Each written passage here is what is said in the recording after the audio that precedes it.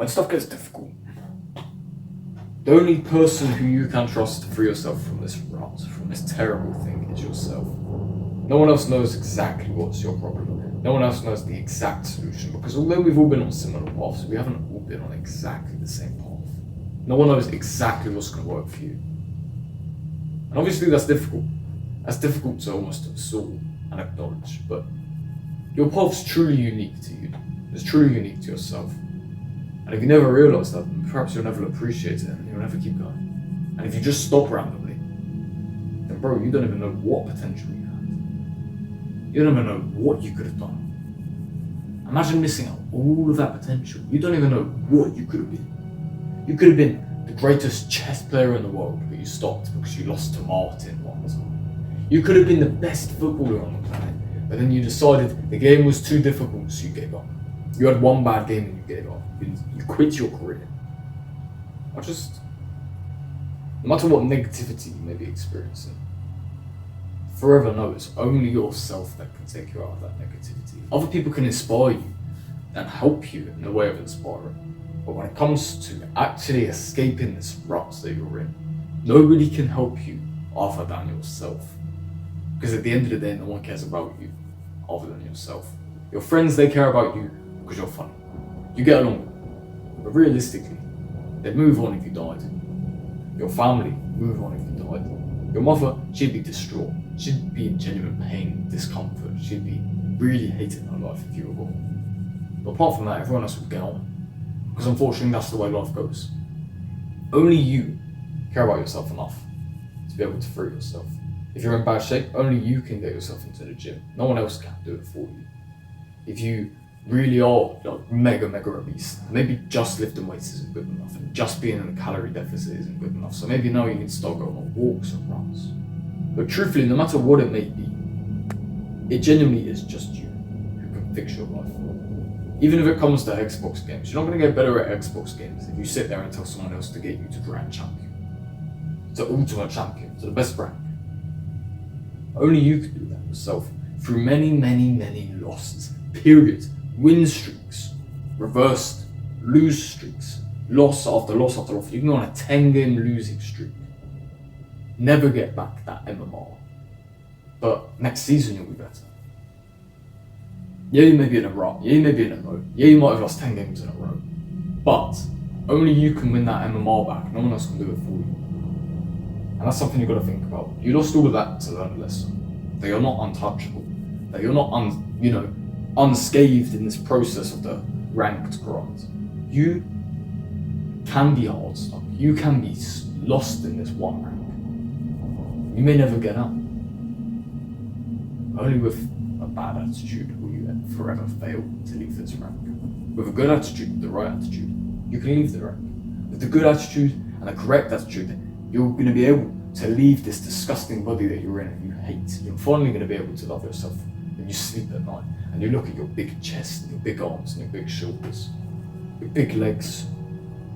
You'll finally be proud of something. Something more than, I was born and I ate a burger today. I was born one day and I watched YouTube today. And I guess that's truly the full lesson of fulfillment. Yes, you feel negative now. Yes, you're in a rut now, but once you gain the conscious understanding that everything in life happens because of you, and you're the only person who can make your life fantastic or ruin your life. No one's gonna do any bad things to people in your name. And if they do, technology is so damn good, it shouldn't ever happen. And maybe it does happen 0.0001% of the time, but those probabilities are incredibly low. Incredibly low. Think about how much CCTV it believes in. If that's the reason you're scared to do things, because someone might ruin your life, cool, don't do anything. Live a bad life anyway.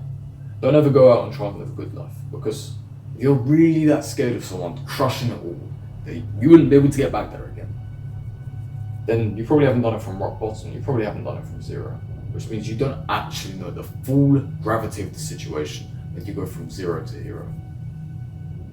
And I guess that's an overwhelming topic and an overwhelming subject. So if you really enjoy it, stay fat.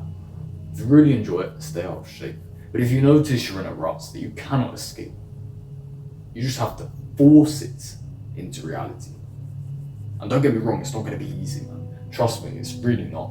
I'll tell you, for example, right now, I can't wake up early because I'm eating too late. I'm not going to bed until the morning, right? Which means I can't wake up until 8 o'clock, 9 o'clock, not really 10 o'clock, I don't mind sleeping 5 hours, but basically I wake up at 8 or 9. I want to wake up at 6:30 ideally. That's hours off. What I have to do is acknowledge that I'm in this rut, acknowledge that I'm in this terrible place, and try my best to mitigate, try my best to fix. Now, if I can't make it fix, then I'm just going to suffer that negative existence. And personally, that's not an option.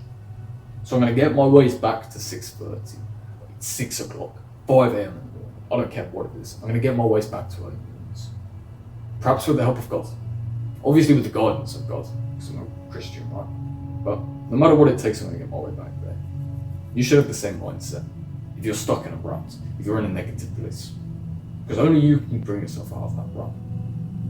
And if you choose not to, that's up to you. But personally, I wouldn't be able to live with myself with a smile on my face if I just kept myself there. As long as I was trying to leave, I'd at least then be happy. I'd at least then be content. But the moment I just stop and give up, my life would come crashing down and I'd just become miserable. Do you know the craziest thing? I say all of this, but then again, at the end of the day, motivation is a hoax. Discipline is a finite fuel. And once that runs out, are you strong enough to say, crap, the discipline's run out, how can I restock it? Or are you weak enough to succumb back to your old ways? Trust me, going from fat to thin is a really difficult feat. Bulking is easier. Anyone can eat more food. Actually, bulking is difficult for me because of X, Y, Z factors, but whatever. Whereas losing weight is actually difficult, and I won't ever disagree to admit that. I never disagree with that, essentially. I'd always have respect for people who are on a fat loss journey. I don't care if it's as simple as walking, I don't care if it's as simple as waking up earlier and eating less food, or just getting yourself in the gym, trying to lift weights, turn some of that fat into muscle. Whatever your journey is, whatever your journey may be, I have a strong amount of respect as long as you're on one. Heck, you don't even need to speak. You can just silently creep your way into that healthy body fat percentage, into that healthy body weight percentage, and become fantastic. Or you can flex it, because deservedly so if you've gone from fat to fantastic, or thin to thicker, full of muscle. You deserve all of the respect, all of the appreciation, all of the applause from everybody else. Because most people never leave that rut, and they're stuck in it for their entire lives. And pretend they're happy. I couldn't imagine anything worse. So trust me when I say this, never pretend to be happy, no matter how crappy your situation is. Obviously try your best to have a smile on your face, because unfortunately the smile is the only thing that might be able to free you. And sometimes it will feel really, really forced and really, really cheesy, but it's the only option you have. It really is. So yeah, it might be difficult, but what other choice do you have? Force that smile onto your face, try and understand what's going to happen. And if you ever feel lost, just keep pushing forward. Keep pushing forward. Because you're on a journey. Remember, you're trying to leave the rut. The ladder's right there. If you feel lost because you see down, you can't see the end. You see up, you can't see the end. You know that if you keep going up, you're going to reach the end of that tunnel, the end of this rut, the top of it. And you're going to be able to resurface and then eventually summit goals you could not even fathom right now. And that's the only reason you can't see the top. So just keep climbing that ladder. Keep becoming exceptional. Keep becoming fantastic. And I know eventually you'll leave the rut. Because I have a lot of trust in you, bro. If you're still watching to this point, you're probably a legend. You're probably extremely patient and respectful in real life. And therefore you have all of the power you need, all of the patience, persistence and discipline you need to be able to do that yourself. You watched the whole damn video. Why can't you do it and apply what you've just done now? Sat down, actually listen to me, into real life. Of course you can. It's easier, as a matter of fact. You don't have to sit here listening to someone else. You can just have in the back of your mind that one goal, that one ambition, that guiding star, and you can make it exceptional. But whatever you do, make sure to get out of that rut in an instance. The rut isn't actually as big as you think. It's just really difficult to climb out of it because the top of the rut is freezing cold. And until your body adapts to that, it's just going to remain freezing cold. It's really hot, nice and warm down there. It's killing you slowly because of how hot it is. It's boiling you. But it's way more comfortable than being up there. So, it's a choice you have to make. You can sit in the rut and boil, literally, like a potato in water, like a vegetable in water, depending how you're viewing it. Or you can decide, maybe I'm going to have to step into the freezer. But above the freezer is the fridge. The fridge is warmer. The fridge is more applicable for me to live in, I guess. You just have to make sure to stay out of that heat. Because the freezer isn't actually going to kill you. It's not actually going to freeze you, make you die of hypothermia. It just feels so flipping cold. It's fantasy-like if you want to envision it this way. Once you step into the fridge, it's almost like the perfect temperature.